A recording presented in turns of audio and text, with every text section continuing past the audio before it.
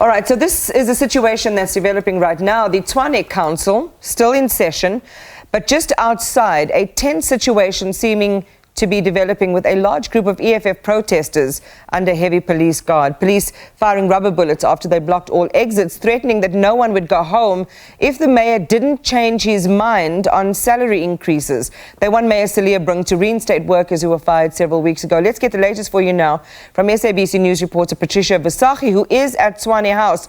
Patricia, good evening. What's happening now? Well, good evening, Iman, and to our viewers. We're still here at the Tshwane House. It's been a long day. Of course, we are on a short caucus break, this on the request of Action SA. And the party is actually at the center of the controversy that is playing out currently here in the capital city. Action SA has made a U-turn and they wanted to compel the Mayor Cilliers Brink to actually honor the bargaining council outcome and increase salaries. They're planning to bring a motion against the mayor in a short bit where they will be forcing him to do so. Of course, the DA has hit back. They calling Action SA backstabbers, and they ultimately saying that their move has pulled the rug under the feet of the mayor, and this is obviously a clear sign that there are serious cracks within the multi-party coalition. The ACDP has also made a U-turn, and both these parties are threatening to obviously go as far as even pulling out of the multi-party coalition if they do not get what they want. And they're saying the status quo of service delivery, the state of service delivery in the capital city is dire. A lot of, in particular, the townships are badly affected, and they're saying a different approach needs to be embarked on in terms of what the labor dispute moving forward needs to resemble, or rather the results thereof need to be to try and find a lasting solution, an agreement that will satisfy both the workers and, of course, the management and executives of the city of Tshwane. Kwena Moloto joins me right now. Strong worded statement issued by the DA saying that Action SA are backstabbers. Yeah, strong statement, but necessary and true one. The reality is that as a coalition, we've had an agreement.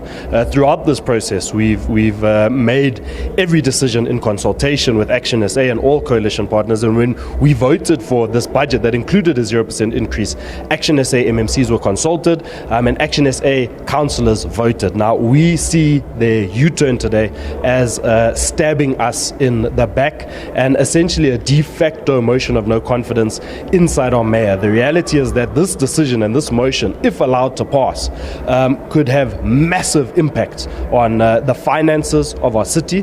The reality is, and we've been clear as day, is that we do not have the finances for the 5.5% increase that workers are demanding, and to negotiate or to even open the door on those negotiations really puts us in a negative space going into our labor court case, and for us we just really see this as a step back, not only for the coalition but also for the residents of Tshwane who have been suffering, and we can agree to that fact. They have been suffering. We know that service delivery has been negatively affected by the strike, but this fight that we've been in and that we've been backing our Executive Mayor Cilliers Brink in is to ensure the longevity of this municipality and the financial recovery of this municipality. And if we were to give in to these demands, the funds that we need to use to pay workers would have to come from funds that are currently earmarked to deliver services to residents. So for a quick political win, the reality is that long-term service delivery will be negatively affected by Action SA's decision today if they go through with it. You're talking about the funds that are available are earmarked for service delivery, but let's take it a step back. A couple of months ago, about 10 billion rand went missing. Obviously, we saw that in the Auditor General's report, wasteful and irregular expenditure. That money was earmarked for service delivery. Under the DA's watch, it disappeared. And now you want to take money that is actually budgeted for the workers to divert it to service delivery. Is that not the basis of the fallout currently? It's definitely not. And I think we need to clarify that there's no missing 10 billion rand.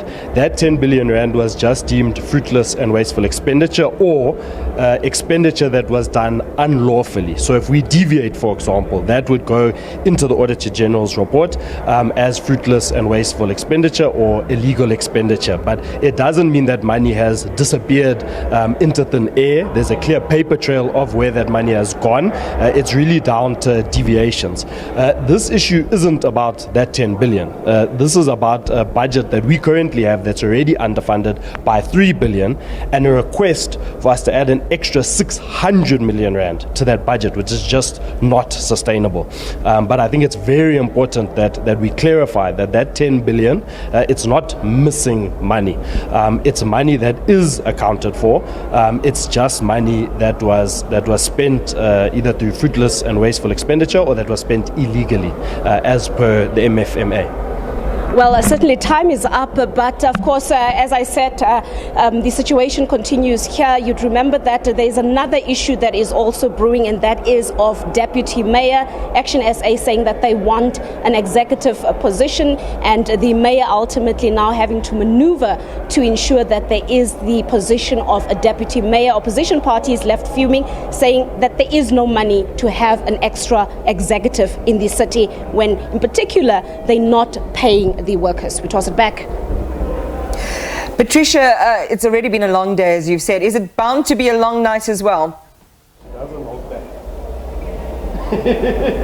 Well, we do not know the situation outside with the group that is camping outside, a large EFF contingent. Of course, we wanted to be there, but we decided to just quickly do the interview here with the DA. Obviously, it might be risky to do it outside, with that crowd. We saw earlier the EFF and Action SA also turned a bit tense when we tried to speak to Action SA. So we'll go outside just to see what is happening. Of course, inside you've got the politicians that are obviously holding each other at ransom as council is still going on, and outside you've got that large contingent that's saying that the mayor has to change his mind or all hell will break loose. And at the same time, myriad issues that the residents of the city of Tshwane are experiencing that need resolving. Chief among them, things like water. Patricia, we will keep an eye on this through your eyes. You'll let the team know if there's a development that we need to return to Tshwane House for. Patricia Visagie, SABC News reporter, just keeping an eye on the political situation in the city of Tshwane.